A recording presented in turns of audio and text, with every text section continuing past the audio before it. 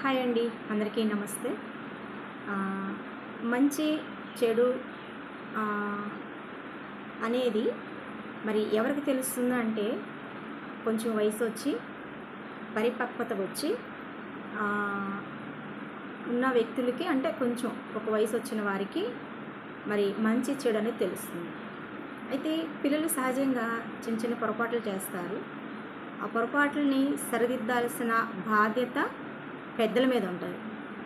అయితే మరి మొన్న 2 days బ్యాక్ బెంగళూరులో జరిగిన సంఘటన మీలో ఎంతమందికి తెలుసో తెలీదో నాకు తెలియదు, కానీ మరి న్యూస్లో కానీ పేపర్లో కానీ వచ్చే న్యూస్ ఏంటంటే, మరి మనకి క్రికెట్ IPL మ్యాచ్ అనేది మరి జరగటం, అంటే సమ్మర్ వచ్చిన తర్వాత ఈ క్రికెట్లు ఎక్కువ వస్తూ ఉంటాయి, వన్డే మ్యాచ్లని, తర్వాత IPL మ్యాచ్లని చాలా వస్తూ ఉంటాయి. అయితే ఈ సంవత్సరం మనకి 18 సంవత్సరాల తర్వాత మనకి IPLలో మన జట్టు, మన ఇండియా జట్టు మరి కప్పు గెలిచింది 18 సంవత్సరాల తర్వాత. అయితే వాళ్ళు మరి క్రికెటర్లందరికీ కూడా మరి అభినందనలు. ఒకవైపు మన దేశానికి గర్వకారణము, ఇంకొక పక్క ఏంటంటే అక్కడ జరిగిన దుస్సంఘటన ఏంటంటే, ఈ IPL మ్యాచ్ జరిగిన తర్వాత, గెలిచిన తర్వాత మరి ప్రభుత్వం కొంత సన్మాన సభ అనేది ఏర్పాటు చేయడం జరిగింది. అయితే ప్రభుత్వం ఏర్పాటు చేసిన విషయంలో కొంతమంది ఆసక్తి కలిగిన వారు ఏం చేశారంటే, ఈ వేదికకి అందరూ కదిలి రావాలి అని సోషల్ మీడియా ద్వారా వాళ్ళకు ఒక పిలుపు వచ్చింది ప్రజలకి. అది ఎవరు వచ్చారంటే, ఇప్పుడు నాకు ఫ్రెండ్స్ ఉన్నారు. ఒకవేళ నాకు తెలిసింది అనుకోండి, నా ఫ్రెండ్స్కి నేను పాస్ చేశాను ఆ విషయాన్ని. ఆ ఫ్రెండ్స్ ఇంకో ఫ్రెండ్స్కి పాస్ చేశారు. అంటే ఇలా జరుగుతుందంట, మనం వెళ్దాము అని చెప్పని. అలా మరి ఒకరికి తెలియకుండా మరి సోషల్ మీడియా ప్లాట్ఫామ్ ద్వారా మరి చాలా భయంకరమైన సంఘటన జరిగింది. అక్కడ ఏంటంటే వాళ్ళకి ఆ సన్మాన సభ జరిగినప్పుడు అనేక మంది ఊహించినంత జనం అక్కడికి చేరేటప్పటికి ఆ స్టేడియం అనేది పట్టలేదన్నమాట. దాని ద్వారా మరి చాలా తొక్కిసలాట జరిగింది. ఆ తొక్కిసలాటలో దాదాపు 11 మంది చనిపోయారు, 32 మంది గాయపడ్డారు. అయితే ఇంకా లెక్కల ప్రకారం ఇంకా ఎక్కువ మంది చనిపోయి ఉండొచ్చు, ఎందుకంటే ప్రజలు భయపడతారన్న ఉద్దేశంతో కొంత లెక్కలు అనేది మరి వెల్లడి చేయకపోయి ఉండొచ్చు. అయితే అందులో గాయపడిన వాళ్ళల్లో కూడా మరి చిన్న పిల్లలు ఉండటం అనేది చాలా చాలా దురదృష్టకరం. నిజంగా పెద్దలు ఒక చోటకు వెళ్ళేటప్పుడు మరి అక్కడ ఎలాంటి ఉద్రిక్త ఉంటుంది అనేది ఆల్మోస్ట్ వాళ్ళకి అవగాహన ఉంది, ఎందుకంటే వాళ్ళు ఏం ఫస్ట్ టైం వెళ్ళట్లేదు. సో కాబట్టి అలా వెళ్ళేటప్పుడు పిల్లలను తీసుకెళ్ళడం అనేది చాలా చాలా పెద్ద తప్పు అన్నమాట. అయితే ఆ తొక్కిసలాట్లో పిల్లలు కూడా మరి అపస్మారక స్థితిలోకి వెళ్ళిపోయేటప్పటికి మరి ఆ పిల్లల్ని పాపం పోలీసు వాళ్ళు ప్రొటెక్ట్ చేసి హాస్పిటల్కి తరలించేటప్పుడు వారి చేతుల్లో ఉన్న పసిబిడ్డను చూస్తే హృదయం విదారకము ఎంత బాధేస్తుందంటే, తల్లులుగా అందరిమీ కూడా మరి ఏ బిడ్డను చూసినా కూడా మన బిడ్డలాగా ఫీల్ అవుతాం. కాబట్టి కుటుంబీకులు అసలు ఏం ఆలోచన చేస్తున్నారు, ఎలాంటి వ్యవస్థలో ఉంటున్నాం మనమనని ఎవరికి వారు ప్రశ్న వేసుకోవాలి. చిన్నపిల్లలకైతే అరే ఇది మంచి ఇది చెడు అని చెప్పగలం. చదువుకొని ఉద్యోగాలు చేస్తూ అన్ని సొసైటీల్లో మంచి కేటగిరీలో ఉన్న వాళ్ళు కూడా ఇవే తప్పులు చేస్తున్నారు. కాబట్టి అది నష్టపోయిన ఆ కుటుంబం నష్టం, దాదాపు 11 మంది చనిపోయారు. అదంతా విషాదమేగా.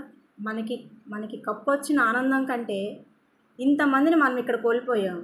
మరి ఇంకా ఎన్ని చోట్ల అలాగా ఎన్ని జరుగుతున్నాయో అనేది ప్రతిరోజు ప్రతి నిత్యం జరుగుతూనే ఉన్నాయి. అయినా కూడా కొంచెం కూడా బాధ్యత అనేది ప్రతి ఒక్క వ్యక్తికి అవసరం. ప్రతి ఒక్క వ్యక్తి కూడా మరి నా రెస్పాన్సిబిలిటీ ఇది అని చెప్పనని తన చుట్టూ తన పరిధిలో కొన్ని పరిధులు పెట్టుకోవాలి. ఇప్పుడు ఆనందపడాలండి. ఇప్పుడు ఆనందం ఎంతవరకు? మితిమీరిన ఆనందం కూడా అనర్థమే. ఇప్పుడున్న సొసైటీలో ఎలా అంటే, కష్టపడకుండా డబ్బులు రావాలి, పని చేయకుండా డబ్బులు రావాలి, ఇంకా దానికి కొంతమంది మరి వాళ్ళు కార్పొరేటు సంస్థలు కావచ్చు, మరి కొంతమంది పెత్తందారులు కావచ్చు, లేదంటే డబ్బును ఆశించి దొడ్డిదారిలో డబ్బులు సంపాదించాలని ఒక వక్రబుద్ధితో చేసేవాళ్ళు కావచ్చు. ఈ రోజున మరి సొసైటీలో ఎన్నో రమ్మీ గేమ్లు అంట, ప్రతి ఫోన్కి వస్తుంది ఆ మెసేజ్, మీరు రమ్మీ గేమ్ ఆడండి, డబ్బులు గెలవండి. కష్టపడకుండా డబ్బులు ఎలా వస్తాయి? అసలు బుద్ధి జ్ఞానం ఉందా? అసలు ఎలా ఫోనుల్లోకి ఎలా పంపిస్తున్నారు? అసలు ఎవరిస్తున్నారా పర్మిషను? ఇప్పుడు నా ఫోన్లోకి ఒక మెసేజ్ వచ్చిందంటే పై అథారిటీ నుంచి వాళ్ళకి పర్మిషన్ ఉండాలి. నా పర్మిషన్ లేకుండా మరి ఫోను ఏదైతే మనము వాడుతున్నామో మరి బ్యాలెన్స్ వేయించుకొని మరి వాళ్ళు టైప్ కాకపోతే మన ఫోను దాకా ఎలా వస్తుంది? నిజంగా కొంతమంది చేయగల సామర్థ్యం ఉన్న వాళ్ళు కూడా ఇలాంటి మీద కేసులు వేయండి, ఫైల్స్ చేయండి, చేసి ఇలాంటివి మనము రాబోయే తరానికి అందకుండా చూడాలి. బెట్టింగ్ గేమ్ యాప్లు కంటికి కనిపించకుండా ఎంతమంది జీవితాలు పాడైపోతున్నాయో. చాలామంది సోషల్ మీడియా ప్లాట్ఫామ్కి వచ్చి నేను ఒక మంచి ఉద్యోగస్తుడిని, నేను ఇలాంటి గేమ్లో ఇరుక్కున్నాను, ఇన్ని లక్షలు పోగొట్టాను, మరి నాలా మీరెవరో కూడా అయిపోకూడదనని చాలామంది స్టేట్మెంట్స్ ఇస్తున్నారు. ఎందుకు ఫాలో అవరు? అసలు ఇప్పుడు ఉన్న యువతరము భారతదేశానికి వెన్నెముక వంటిది అంటారు. మరి ఈరోజు నా వెన్నెముక ఏమైపోతుంది? ఎవరికి తెలియదా? తెలియకుండానే మరి ఎవరికి, మరి అధికారులకు కానీ ప్రభుత్వాలకు కానీ తెలియకుండానే ఇన్ని బెట్టింగ్ యాప్స్ అనేవి మన ఫోన్లోకి వస్తున్నాయా? ఒక్కసారి మనం ప్రశ్న వేసుకోవాలి. మనం ఏమంటా ఉంటామంటే పిల్లలు చెడిపోతున్నారు, పిల్లలు ఫోన్ చేతికి ఇచ్చాము, పిల్లలకి వాటికి ఎడిక్ట్ అయిపోయి ఉన్నారని మనం ఎంతసేపటికి అస్సలు మొదలుపెట్టిన అక్కడ దాన్ని స్థాపించిన వ్యక్తిని వదిలిపెట్టి అభంశభం తెలియని మన పిల్లల మీద మనం బ్లేమ్ వేసుకుంటున్నాం. కాబట్టి ఇక నుంచి ప్రతి ఒక్కరూ స్పందించాలి. స్పందిస్తేనే ఆ రోజున మనకి మరి భారతదేశానికి స్వాతంత్రము ఊరికే రాలేదు, ఎన్నో పోరాటాలు చేస్తేనే ఆ రోజున ఎంతోమంది ప్రాణాలు పోతేనే ఈ రోజున మనం ఎంత స్వేచ్ఛగా తిరగలుగుతున్నాం. మరి వాళ్ళ పీడ విరిగింది అనుకుంటే మనలో మనకే పీడ తయారైంది. మన పిల్లల్ని మన వాళ్ళే పాడు చేస్తున్నారు, మన పిల్లల భవిష్యత్తుని మన వాళ్ళే పాడు చేస్తున్నారు. కేవలం ఏంటంటే మరి వాళ్ళ వ్యాపారం నిమిత్తం వాళ్ళ కుటుంబాలు మరి క్షేమం కోసము ఇతర కుటుంబాల పిల్లల్ని పాడు చేస్తున్నారు. ప్రతి ఒక్కరు తల్లిదండ్రులు గమనించాలి. ఈరోజు నిజంగా టీచర్స్ ఎంతమంది కష్టపడుతున్నారో, టీచర్స్ పిల్లలకి చిన్నప్పటి నుంచి క్లాస్ రూముల్లో ఇది మంచి ఇది చెడు అని చెప్పనని ఒక పునాది వేసిన పిల్లలు ఈ రోజున ఒక డిగ్రీ ఇంటర్మీడియట్ అట్లా వచ్చేటప్పటికి పిల్లలు యాప్లోకి వెళ్ళిపోతున్నారు, ఫోన్లోకి వెళ్ళిపోతున్నారు, బెట్టింగ్ గేమ్స్లోకి వెళ్ళిపోతున్నారు. మరి ఆ వ్యవస్థను తీసుకొచ్చింది ఎవరు? మరి ఈరోజు పాపం పోలీస్ యంత్రాంగం చాలా కష్టపడుతున్నారు. ఇలాంటి కేసులు చాలా వస్తున్నాయి, వాళ్ళకి తలనొప్పిగానే ఉంది. మరి తల్లిదండ్రులు ఫోన్ ఎందుకు కొనిచ్చారని అడగవచ్చు. ఈ రోజున బయటకు వెళ్తే భద్రత ఉందో లేదో అని ఒక ఉద్దేశంతో ఎలాంటి సిచ్యువేషన్ ఏమో అని చెప్పనని తల్లిదండ్రులు కష్టపడి వాళ్ళకి తిన్నా తినకపోయినా వాళ్ళ పిల్లలకి అన్ని అవసరాలు ఇవ్వాలి అని చెప్పనని ఆ ఫోన్స్ ఏంటంటే వాళ్ళ సేఫ్టీ కోసం ఇస్తున్నారు. అంతేకాని అందులోవి ఇవన్నీ ఇంక్లూడ్ చేసుకొని పాడైపోవని ఏ తల్లిదండ్రులు ఇవ్వరు. సో కాబట్టి ప్రతి ఒక్కరు కూడా మీ చేతికి ఏ పని వచ్చినా మీకు సామర్థ్యం, చిన్న చెట్టుకు చిన్న గాలి, పెద్ద చెట్టుకు పెద్ద గాలి. కాబట్టి ఎవరి పరిధిలోకి మీకేదన్నా పిల్లల పట్ల, సమాజం పట్ల ఏమైనా సరే ఒక బాధ్యత అనేది మీ చేయగలిగే శక్తి వచ్చినప్పుడు, అవకాశం వచ్చినప్పుడు దయచేసి ఎవరూ కూడా వెనకడుగు వేయొద్దండి. ఎందుకంటే ఇది నాది కాదు అనుకోవడానికి మన దేశం, మన రాష్ట్రం, మన మండలం, మన గ్రామం, మన ఇల్లు. కాబట్టి మన భావితరాన్ని మనమే కాపాడుకోవాలి. ఈ రోజున చాలామంది చదువుకున్న ఉద్యోగస్తులు కూడా ఇలాంటి విషయాన్ని కూడా మర్చిపోతున్నారు. సమాజం అలా ఉందండి అంటున్నారు. ఒకటే మాట, సమాజంలో ప్రతి ఒక్కరిలో మార్పు వస్తే అందరిలో మార్పు వస్తుంది, వ్యవస్థ అనేది మార్పు వస్తుంది. సో కాబట్టి తల్లిదండ్రులు అనేవాళ్ళు మీరు సినిమా రిలీజులకి కొత్త సినిమా ఏదైతే రిలీజ్ అవుతుందో మరి డబ్బులు వేలకు వేలు పెట్టి సినిమాలకు తీసుకెళ్తారు పిల్లలతో సహా. లాస్ట్ ఇయర్ అనుకుంటా, ఎన్నో మంత్స్ అనుకుంటా, హైదరాబాద్లో ఒక సంఘటన జరిగింది. ఒక థియేటర్లో ఒక తల్లి చనిపోయింది, ఒక బిడ్డ ఏమో మరి ప్రాణాపాయ స్థితిలో ఉన్నాడు. తర్వాత ఆ అబ్బాయికి ఎలా ఉందనేది తర్వాత అయితే ఎవరూ పట్టించుకోలేదు. ఎందుకంటే ఈరోజు వచ్చిన వార్త రేపు రావట్లేదు, మళ్ళీ 2 రోజుల తర్వాత పాతది అయిపోతుంది, మళ్ళీ ఇంకో కొత్త న్యూస్ వస్తుంది, దాని గురించి మాట్లాడుకుంటాం. అసలు ఇదేమైంది అనే పూర్తి స్థాయిలో ఎవరు కూడా దాన్ని పట్టించుకొని పూర్తిగా మరి విచారణ చేయాలనే పరిస్థితిలో ఉంటున్నారు. కాబట్టి తల్లిదండ్రులు పిల్లలకి కొంత పరిధి ఉండాలి. కొన్ని చోట్లకి మనం వెళ్ళాలి, కొన్ని చోట్లకి పిల్లల్ని తీసుకెళ్ళాలి, లేదంటే కొన్ని చోట్లకి మనం కూడా వెళ్ళకుండా ఉండాలి. అలా ఉన్నప్పుడే మన వెనక తరం వచ్చే తరము వాళ్ళకి ఏంటంటే జాగ్రత్త, భయము, బాధ్యత అనేది నేర్పించిన వాళ్ళం అవుతాం. నిజంగా ఈ రోజున మరి మనకి భద్రతగా మరి చాలామంది సెక్యూరిటీ ఫోర్సు, మరి మిలిటరీ కానీ, నేవీ కానీ, మరి చాలామంది వాళ్ళ ఫ్యామిలీస్ని వదిలిపెట్టి మంచు ప్రాంతాలలో ఎంతో కష్టపడుతున్నారు. కానీ మనం ఇక్కడేమో కొట్టుకోవటం, తిట్టుకోవటం, తన్నుకోవటం, ఒకళ్ళ మీద ఒకళ్ళు కేసులు పెట్టుకోవటం ఇలా చేస్తూ ఉన్నాం. కాబట్టి ఏంటంటే జనాభా పెరిగింది. జనాభా పెరిగినప్పుడు అవగాహన సదస్సులు కూడా ఎక్కువగా జరగాలి. అవగాహన సదస్సులు ఎప్పుడు జరగాలి అంటే సాయంత్రం సమయంలోనే దొరకాలి. ఎందుకంటే అందరూ పనులకు వెళ్తారు, ఉద్యోగాలకు వెళ్తారు. కాబట్టి ఈ అవగాహన సదస్సులు అనేది జనాలంతా ఎవరు లేనప్పుడు ఉదయం పూట జరిగితే అది అట్టర్ ఫ్లాప్ ప్రోగ్రామే. అది ఎప్పటికీ సక్సెస్ కాదు. మనం పెట్టుకుంటానే ఉంటాం మీటింగులు జీవితకాలం, ప్రభుత్వాలు మారుతూ ఉంటాయి, మరియు మరి జనరేషన్ మారిపోతూ ఉంటుంది, కానీ అవగాహన అనేది రాదు.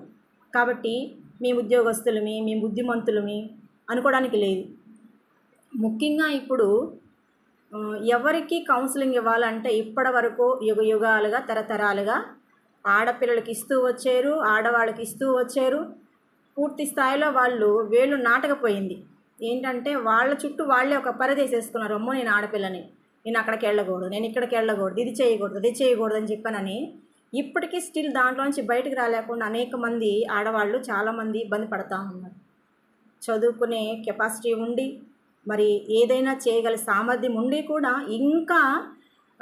ఇంకా ఏంటంటే మరి గౌరవానికి నోచుకోలేకపోతున్నారు స్త్రీలు. కనీసం వాళ్ళు హ్యాపీగా ఉంటున్నారా అంటే అది కూడా లేదు కుటుంబాల్లో. కారణం ఎవరు అంటే పురుషులు. అంటే చాలామంది అనొచ్చు, ఈ ఆడవాళ్ళంతా కలిసి ఆడవాళ్ళని సపోర్ట్ చేస్తారు, మగవాళ్ళకి అసలు సపోర్టే చేయరు అని చెప్పని అంటారు. సపోర్ట్ చేయకపోవడానికి స్త్రీలు ఏమన్నా తాగుతున్నారా, లేకపోతే ఏమన్నా బయటికి వెళ్ళి గంటల తరబడి ఏమన్నా టైం స్పెండ్ చేస్తున్నారా, ఇంట్లో కుటుంబంలో భార్య భర్తకి పిల్లలకి ఏమన్నా మరి వాళ్ళకి ఫుడ్ విషయంలో ఏమన్నా వెనక చేస్తున్నారా? ఇవన్నీ వాళ్ళ బాధ్యత వాళ్ళు నెరవేరుస్తూ ప్లస్ ఉద్యోగాలు చేస్తూ ఉన్నారు. కానీ పురుషులు మాత్రము ఎంజాయ్, క్రికెట్లు చూడాలి, మరి సినిమాకు ఫస్ట్ రిలీజ్ ఈవెంట్కి వెళ్ళాలి, తర్వాత వచ్చేసి మరి బయట డ్రింక్స్ చేయాలి, పుట్టినరోజులకి డ్రింక్స్ చేస్తారు, మద్యం తాగుతారు, ఎవరైనా చనిపోయినా అక్కడ మద్యం తాగుతారు. మన రీసెంట్గా హైదరాబాద్లో వాళ్ళ తల్లి పుట్టినరోజున ఒక యవ్వనస్తుడు, ఒక 21 సంవత్సరాలు వయసున్న అబ్బాయి డ్రింక్ పార్టీ చేసుకుంటున్నాడు, మద్యం పార్టీ చేసుకుంటున్నాడు. విలువలు ఏమైపోయినాయి? తల్లి పుట్టినరోజు ఏంది, కొడుకు మందు పార్టీ ఇవ్వటం ఏంది? సరే ముగ్గురు కూర్చో, 2 ఫ్రెండ్స్తో కూర్చొని తాగుతున్నారు. బయట వెళ్ళే తాగుబోతోళ్ళు వచ్చారు, మాకు పార్ట్నర్షిప్ ఇవ్వమన్నారు తాగటానికి. వీళ్ళు ఇవ్వమన్నారు, ఆ అబ్బాయిని చంపేసి వెళ్ళిపోయారు. ఏమొచ్చింది ఇక్కడ?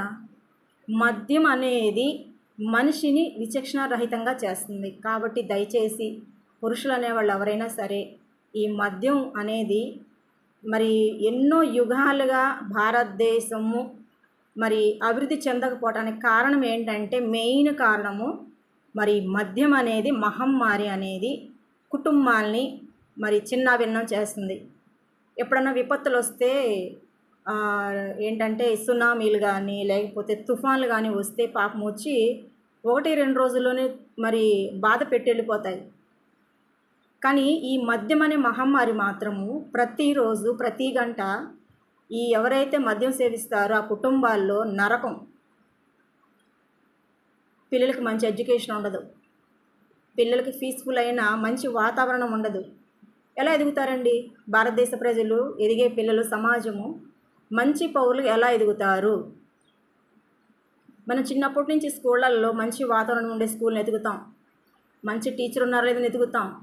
కానీ కుటుంబంలోనే ఒక మద్యం సేవించే ఒక రాక్షసులు ఉంటే మనం ఎన్ని వాతావరణాలు సృష్టించుకున్నా, ఎంత చదివించినా కూడా మూలం అనేది, పురుగు అనేది తొలుస్తూ ఉంటే, ఇక్కడ మద్యం అనే పురుగు ఒక మనిషి రూపంలో తొలుస్తూ ఉంటే ఏ చెట్టు బ్రతికిద్ది, ఏ కుటుంబం నిలబడిద్ది, ఏ కుటుంబం బాగుపడిద్ది? ఎందుకంటే చాలామంది కుటుంబాలని అబ్జర్వ్ చేస్తుంటే ఒక్కొక్క స్త్రీని కదిలిస్తూ ఉంటే ఒక పెద్ద కన్నీటి సముద్రమే ఉంది. చెరువు కాదు, ఏరు కాదు, నది కాదు, పెద్ద సముద్రమే ఉంది.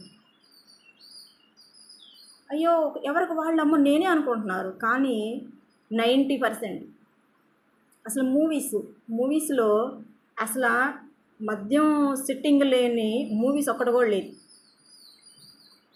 మరి యవ్వన పిల్లలు, డిగ్రీ చేసే పిల్లలు వాళ్ళు కూడా కూర్చొని మందు తాగుతూ ఉంటారు. అంటే ఇది నార్మల్. అసలు అది చేసేదే వెధవ పని, త్రాగుడు అనేది.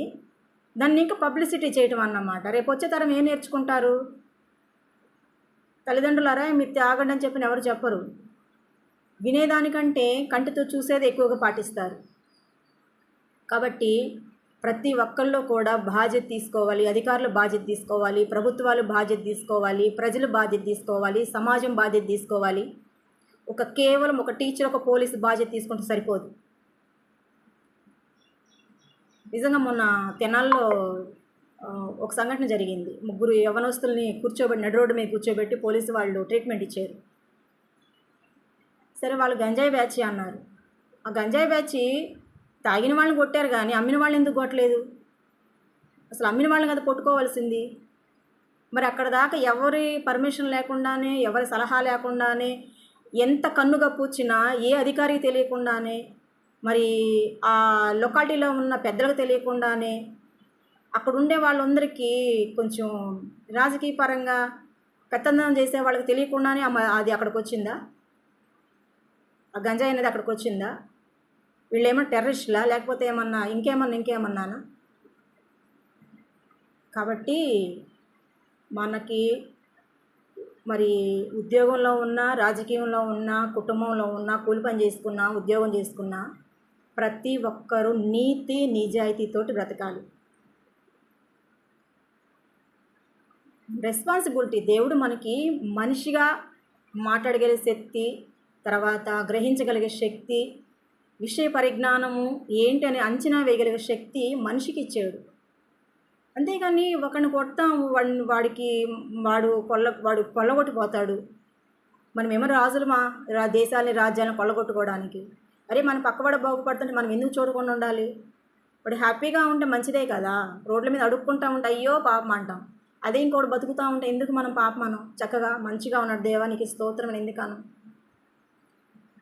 కాబట్టి పెద్దవాళ్ళు చిన్నప్పుడు ఏంటంటే చదువుకునేటప్పుడు అబద్ధం ఆడకూడదు, దొంగతనం చేయకూడదు, మరి తప్పుడు సాక్ష్యాలు చెప్పకూడదని చెప్పని చదువులు అన్నిట్లో మనము ప్రతిజ్ఞలు చేస్తాము, పిల్లల కథల రూపంలో చెప్తాము. కానీ పెద్దవారైన తర్వాత మాత్రం వీటన్నిటిని తూచని ఎగిరేస్తాం. ఎంతవరకు సమంజసం? ఒక సామాన్యుడు ఆలోచన చేస్తున్నాడు ఈ విషయాన్ని, ఒక సామాన్యుడు. మరి పై ఉన్నతాధికారులు కానీ, ప్రభుత్వాలు కానీ ఎందుకు ఆలోచించలేకపోతున్నారు? కాబట్టి మరి పెద్దలు, మనము రిలీజ్ సినిమాలకు వెళ్ళాల్సిన అవసరం లేదు. వచ్చినప్పుడు నార్మల్గా చూడండి, చూడొద్దని ఎవరు చెప్పరు. ఈ రోజున IPL మ్యాచ్కి వెళ్ళిన, ఆ సంబరాల్లోకి వెళ్ళిన ఎంతమంది చనిపోయారు? వాళ్ళు ఎవరైనా బ్రతికిస్తారా?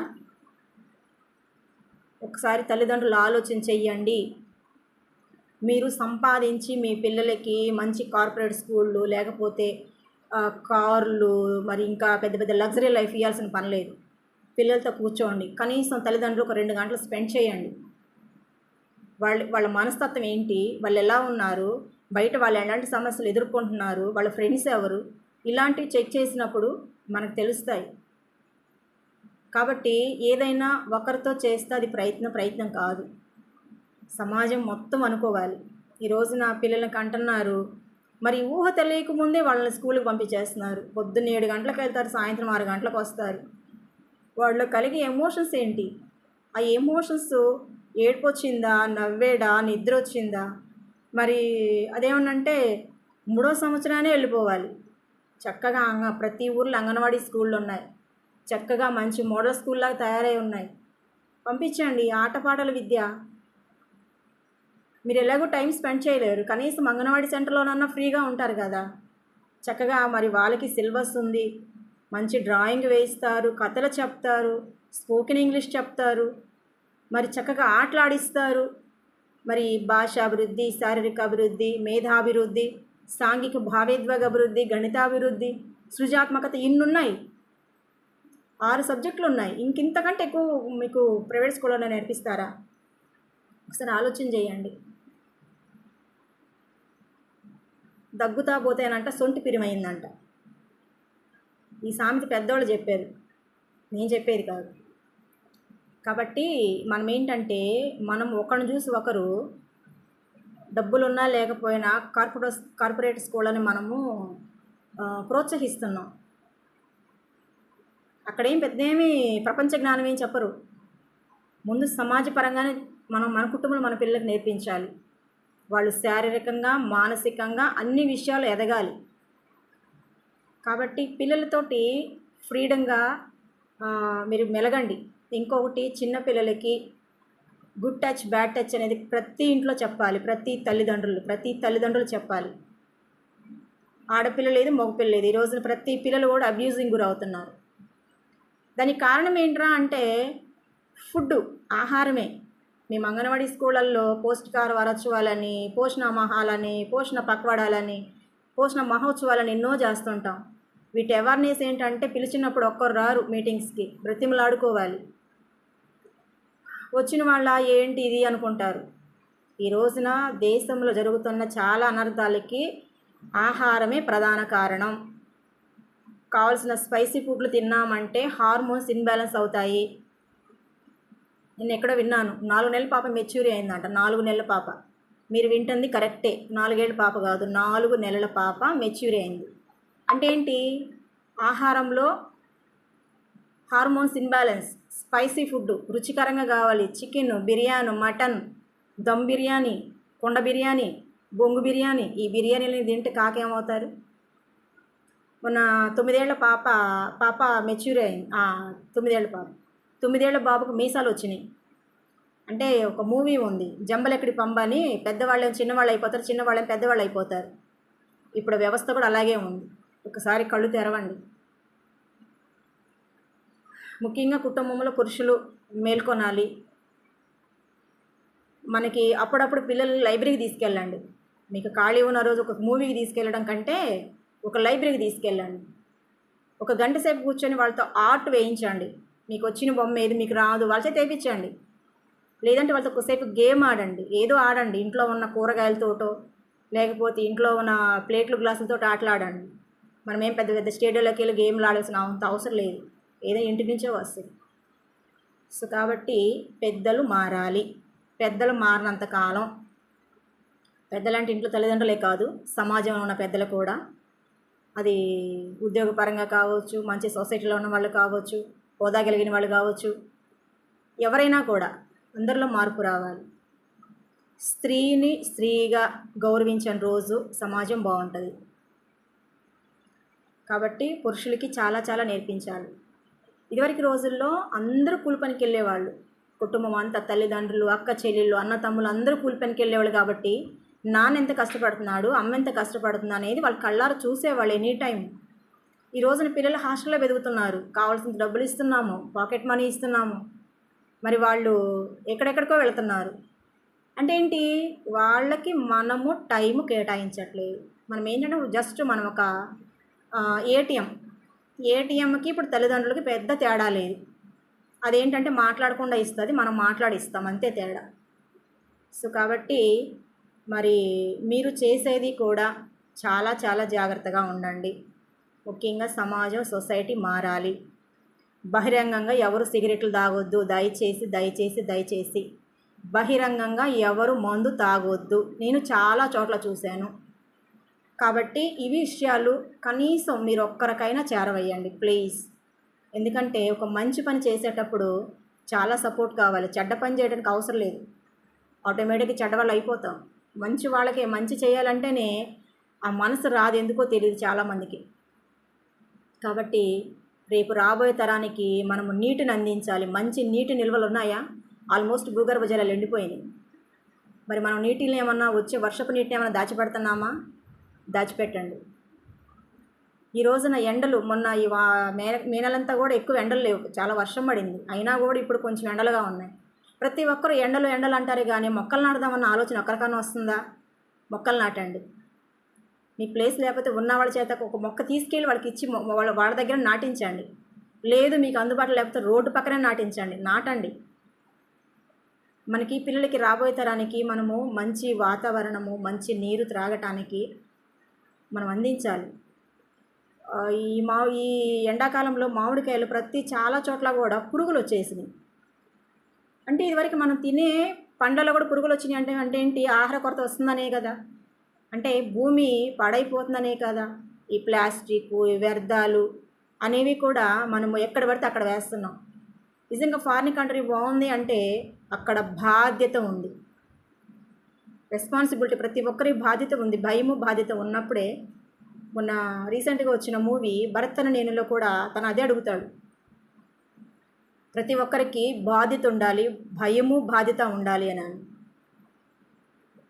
నేను ఒక వీడియో చూసినప్పుడు ఒక మిలిటరీ వాళ్ళు కొన్ని చోట్లకి వెళ్ళి వస్తూ ఉంటే ఆ బురదలో వాళ్ళ షూస్ ఓపెన్ చేస్తే లోపల జలగలు బయటకు వస్తూ ఉన్నాయి, రక్తం పీల్చిన జలగలు. నిజంగా ఎంత కష్టం అండి వాళ్ళకి. మనం ఇక్కడ హ్యాపీగా ఉంటున్నాం కదా. వాళ్ళు పడే కష్టం మనం పడట్లేదు కదా. మంచు కొండలు ఇరిగి పడిపోతాయి, మంచులో కూరుకుపోతారు. మరి 0-డిగ్రీలు వాతావరణము, ఆక్సిజన్ లెవెల్స్ ఉండవు, ఎండిపోయిన రొట్టెలు తింటారు. ఎవరి కోసం పాటుపడుతున్నారు? మన కాపలా కాస్తూ మన లోపల కొట్టుకొని సామనా? కాబట్టి ఒకవేళ మనకే అవకాశం వచ్చి మనల్ని కూడా మిలిటరీ తీసుకెళ్తే ప్రతి కుటుంబంలో స్త్రీ పురుషుల్ని, కాబట్టి వాళ్ళకి ఉద్యోగం ఉంది, వాళ్ళకి శాలరీ వస్తుంది, మనం ఇస్తాం. ఒక 10 లక్షలు ఎవరికైనా వెళ్తారేమో? వెళ్ళమనండి. వెళ్తారా? ఎవరు వెళ్ళరు. దానికి సాక్రిఫైస్ కావాలి, దానికి ఒక ప్రేమ కావాలి, నా దేశం అనే ప్రేమ కావాలి. అలా వెళ్ళే వాళ్ళని గౌరవిద్దాం. వాళ్ళ కుటుంబాలకి వాళ్ళ చుట్టూ మనము అక్కడ మనకి వాళ్ళు కంచిగా ఉంటే వీళ్ళ కుటుంబాల చుట్టూ మనం కంచిగా ఉండాలి. సో కాబట్టి ఈ మధ్య జవాన్ల మీద కూడా పాపం సెక్యూరిటీ అక్కడ ఉన్న జవాన్ల మీద కూడా చాలా దాడులు జరుగుతున్నాయి. ఎక్కడంటే మన విలేజ్కి వచ్చిన తర్వాత చాలామంది అనే మాట ఏంటంటే, నువ్వెక్కడో బోర్డర్లో సైనికుడివి, ఇక్కడ కాదు, ఇక్కడ నీ పప్పులు ఉడకమంటారు. ఏం బోర్డర్లో కాపలా కాసి వచ్చిన సైనికుడికి ఇక్కడ ఎందుకు విలువ ఉండదు? అంటే ఇక్కడ మనం తోపు తురుములమా? కాబట్టి ఎదుటి వ్యక్తి, కష్టపడ్డ వ్యక్తిని మనం గౌరవిద్దాం. మనం ఎలాగో వాళ్ళకి ఏం సహాయం చేయలేము, కనీసం వాళ్ళని గౌరవిద్దాం, ప్రేమగా మాట్లాడదాం. ఈ విషయాలన్నీ కూడా మన పిల్లలకి చెప్పాలి. మాకు బైబిల్లో ఉంది, దేవుడు చెప్తున్నాడు, మీ పిల్లలకి తరతరాలకి మీ పిల్లలకి ఇది మంచి ఇది చెడు, దేవుడు ఎట్లా చేసాడు, ఇలాంటి గొప్ప కార్యాలు చేశాడని చెప్పండి అని చెప్పానని పురుషులకు ఇచ్చాడు ఆ బాధ్యత. కాబట్టి మన పిల్లలకి మనం చెప్పుకోవాలి, ఇది మంచి ఇది చెడు అని చెప్పానని. ఈ రోజున ఎక్కువ 10th క్లాస్ ఫెయిల్ అయినా, ఇంటర్మీడియట్ ఫెయిల్ అయినా, సబ్జెక్టులు పోయినా, సూసైడ్. మన రీసెంట్గా 2 days బ్యాక్ ఒక అమ్మాయి చనిపోయింది, బీటెక్ అమ్మాయి, సబ్జెక్టులు పోయినాయి అని. అంటే ఏంటి? ఆ అమ్మాయికి నేను ఉన్నాను సపోర్ట్ అని చేసేవాళ్ళు ఎవరు లేరు. ఏం కాదు, మళ్ళీ నెక్స్ట్ రాసుకోవచ్చు. ఎంతోమంది గత కాలంలో మరి చరిత్రలో పుస్తకాలు ఉండేవి. వాళ్ళు ఎన్నిసార్లు ఓడిపోయినా తిరిగి మరలా గెలిచేవాళ్ళు నన్ను. ఆ పుస్తకాలు ఇప్పుడు లేవు, ఎవరికి అందుబాటులో లేవు. డాన్స్ వేసామా, టిక్టాక్ వేసామా, 10 మందిని బూతులు తిట్టి మనము ఒక వీడియో చేసామా, అరాకొర దుస్తులతో అంగ ప్రదర్శనలు చేసామా, ఇవి కనిపిస్తూ ఉన్నాయి. వాళ్ళకి ఎలా తెలుస్తుంది? అరే మనకు కూడా ఇంకో ఫ్యూచర్ ఉంది, ఈ ఓటమి తర్వాత మనకు విజయం ఉందని ఎవరు నేర్పిస్తారు? సో కాబట్టి చదువులు చాలామంది డిగ్రీ అయింది, బీటెక్ అయింది, ఉద్యోగం చేస్తున్నారు, వాళ్ళకి తెలియదా అంటారు. నిజంగా తెలియదని నేను చెప్తా. 20 మంది ఉంటే 20 మంది నేను ఒక్కదాన్నే వాళ్ళకి ఎగెనిస్ట్గా మాట్లాడతా. అంటే ఏంటి? వాస్తవాన్ని చెప్తే వాళ్ళు అంగీకరించరు. 20 సంవత్సరాలు ఉన్నాయి, 30 సంవత్సరాలు ఉన్నాయి, వాళ్ళకి తెలియదు అంటే నిజంగా తెలియదు. వాళ్ళకి చదువుకున్న పుస్తకాలు తప్ప సమాజం పట్ల ఉన్న అవగాహన తెలియదు, వాళ్ళకి ఆ సిచ్యువేషన్ తెలియదు. కష్టపడ్డ వాళ్ళకి ఆ విలువ తెలుస్తుంది, అందరికీ తెలియదు. 3 రోజులు ఆకలితో పస్తున్నవాడికే తెలిసేది ఆకలి విలువ అనేది. రోజు బిర్యానీ తినేవాడికి ఆకలి విలువలో తెలుస్తుంది. కాబట్టి మనము చాలామంది అంటూ ఉంటారు, చాలామంది విప్లవకారులు, చాలామంది నిజంగా అంబేద్కర్ గారు అంత రాజ్యాంగాన్ని ఎలా రాయగలిగారంటే ఆయన అన్ని శ్రమలు అనుభవించారు, అన్ని అవమానాలు అనుభవించారు. ఈవెన్ చదువుకొని మంచి డిగ్రీ ఉండి కూడా చిన్నప్పుడు ఎదుర్కొని, బాలుడుగా ఉన్నప్పుడు ఎదుర్కొని ఒక మంచి పొజిషన్కి వచ్చినాక కూడా చాలా ఎదుర్కొన్నాడు. ఉద్యోగం చేసే చోట కనీసం త్రాగడానికి కూడా నీళ్ళకు కూడా అవమానమే. సో కాబట్టి గొప్పవారు ఎలా పుడతారంటే శ్రమల ద్వారానే పుడతారు. మనకు కష్టం వచ్చిందంటే ఆ కష్టాన్ని ఎదిరించు, ఎదురేదు ఏదితేనే నీకు గమ్యస్థానం చేరగలవు. సగం దూరం వెళ్ళి నేను మునిగిపోతానంటే మునిగిపోతాం అంతే. సో కాబట్టి ఈ విషయాలన్నీ పిల్లలతోటి డిస్కషన్ చేయాలి. రాజుల కాలం కథలు చెప్పండి, తర్వాత మన ఫ్రీడమ్ ఫైటర్స్, మన స్వాతంత్ర సమరయోధుల జీవిత చరిత్రలో చెప్పండి. మరి ఎంతోమంది మనకి చాలామంది వారి ప్రాణాన్ని త్యాగం చేసి మరి మనకి దేశాన్ని అప్పగించినప్పుడు దాన్ని మనం ఏం చేస్తున్నాము? కుల పిచ్చి, మత పిచ్చి, రాజకీయ పిచ్చి, ఏ పిచ్చి పడితే ఆ పిచ్చి, సినిమా పిచ్చి, ఇంకెంతకంటే ఎక్కడ ఏమి లేవు. ఆ పిచ్చిలు వదిలేస్తే మనిషిని మనిషిగా గౌరవిస్తే వాళ్ళు ఎలాంటి వారు ఏమైనా సరే, వాళ్ళు చెడ్డవారైనా వాళ్ళకి కౌన్సిలింగ్ ఇద్దాం, మంచిగా చేద్దాం, మంచిగా మాట్లాడదాం. మాకైతే బైబిల్ చెప్పింది ఒకటే మాట, నిన్ను వలె నీ పొరుగు వారిని ప్రేమించు. నీ కీడు చేసాం తిరిగి మళ్ళీ వాళ్ళకి కీడు చేయొద్దు. అది ఎంత కష్టం పని అని తెలుసా? చాలా కష్టం. నేను చాలా ఫేస్ చేశా. అయినా దేవుడు చెప్పాడు కదా, ఆ మాట నేను నెరవేర్చాలి. అది దేవుడు నాకు ఇచ్చిన, అప్పుడు నేను దేవునికి ఇష్టరాలను అవుతాను. కాబట్టి దేవుడు ఎంతో లోకాన్ని ప్రేమించాడు. నిజంగా చాలామంది పెళ్ళిళ్ళు చేసుకుంటారు, కానీ పిల్లలకి రేపు పుట్టబోయే పిల్లలకి డబ్బులను దాచిపెడతారా? ఎవరో ఉన్నారు కొంతమంది, కొంచెం ధనం ఉన్న వాళ్ళు, జ్ఞానం ఉన్న వాళ్ళు చేస్తారు. కానీ 90% మాత్రము పెళ్లి చేసుకున్నాము, పిల్లలు పుడతారు, వాళ్ళని పెంచాలి, ఇదే తప్ప వాళ్ళు పుట్టబోయే ముందు వాళ్ళకంటూ మనకు కొంత మనం దాచిపెట్టాలి. వాళ్ళ చదువులకి కానీ, రేపు వాళ్ళ హాస్పిటల్స్ మెడిసిన్స్కి కానీ, అంటే చిన్న చిన్నవి వస్తుంటాయి కదా మనిషి పుట్టిన తర్వాత వచ్చేసి వాళ్ళ భవిష్యత్తుకి కానీ మనము కొంత దాయాలి, వాళ్ళకి కొన్ని వనరులు దాచిపెట్టాలనేది ఎంతమందికి తెలుసు?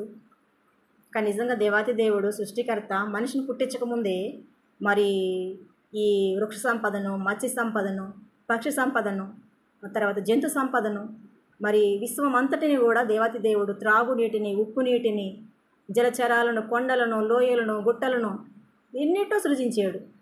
కనీసం మన పిల్లలకు మనం ఏదన్నా ముందు పుట్టకముందే ఏమన్నా మనం దాచిపెట్టామా? ఇదిగో నాన్న నువ్వు పుట్టకముందు ఇది నేను చేశాను నీకోసమనని. 99% చేయరు, తెలీదు.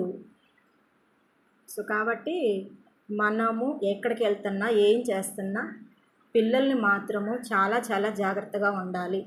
కొంతమంది అయితే మొన్న ఒక జూకు తీసుకెళ్ళి ఒక తండ్రి అయితే సింహం పక్కన ఫోటో దిగడానికి పిల్లోని కూర్చోబెడుతున్నాడు. అది క్రూర జంతువు కదా. ఏదన్నా అయితే పరిస్థితి ఏంటి? ప్రాణాలు పోతాయి కదా. ఏం బయట నుంచి జూలో బయట నుంచి ఫోటో తీసుకోవచ్చుగా. సింహం దగ్గర తీసుకెళ్ళి పిల్లోని అక్కడ కూర్చోబెట్టి ఫోటో తీయాలా? పిచ్చి పోకడాలి కదా ఇవన్నీ.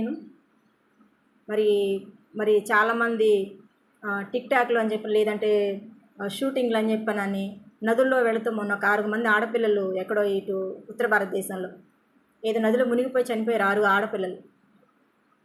అంటే ఇవన్నీ ఏంటి? ఒకరు చేసిన దాన్ని బట్టి ఒకరు చేస్తున్నప్పుడు ఆ పక్క వారికి మనం చేసేది ఏంటో అర్థం అవ్వాలి. ఓహో ఈ పర్పస్లో వీళ్ళు వెళ్తున్నారు, ఇలా దీనికి కొన్ని పరిధులు ఉంటాయి అని చెప్పనని అలా చెప్పాలి. కానీ ఏంటంటే చూస్తున్నారు, చూసింది మనం కూడా చేసేద్దామని పక్కకి వెళ్ళిపోతూ ఉన్నారు. సో కాబట్టి సొసైటీకి మనం ఇవ్వవలసింది మంచి, రాబోయే తరానికి మనం ఇవ్వాల్సింది విలువలు, ఎథిక్స్, మోరల్ ఎథిక్స్ అంటారు కదా, విలువలు. కాబట్టి మన పిల్లలకి మనము మన ఇంట్లో మన పురుషుడు ఇంట్లో ఏ విధంగా ఉంటే మన పిల్లలు కూడా అలాగే ఎదుగుతారు. తల్లిని చూసి ఆడపిల్ల ఎదుగుతుంది, తండ్రిని చూసి మగపిల్లడు ఎదుగుతాడు.